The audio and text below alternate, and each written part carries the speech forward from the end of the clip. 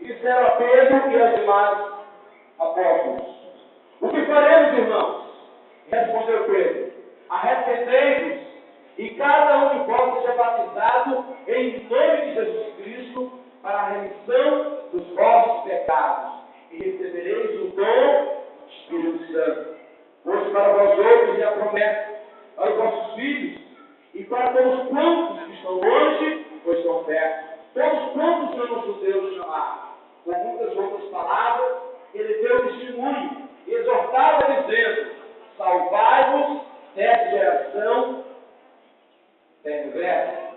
E prosseguindo diz: então os que aceitaram a palavra de Deus foram batizados, e havendo um acréscimo naquele dia de quase 3.000 pessoas, e eles perseveravam na doutrina dos apóstolos, na comunhão, no partir do pão e nas orações. E em cada pessoa havia temor, e muitos sinais e maravilhas eram feitos por meio dos apóstolos. E todos aqueles que criam e foram batizados, eles estavam juntos, eles tinham tudo em comum, vestiam, vendendo suas propriedades de bem e distribuindo o produto de acordo com a necessidade de cada um deles. E diariamente eles perseveravam unânimes no templo, partindo pão, de casa em casa, tomando as suas refeições com alegria e sinceridade de coração, louvando a Deus e contando com a simpatia de todo o povo.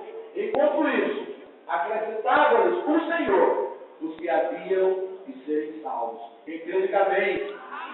Queridos, esse momento aqui é um momento solene, é um momento histórico para cada irmão que vai ser batizado agora. Cada familiar que está aqui presente. Olha, gente, alguém perguntou assim: pastor, por que na igreja que vocês não batizam? Aliás, pode sentar todos. Vamos lá. Por aí.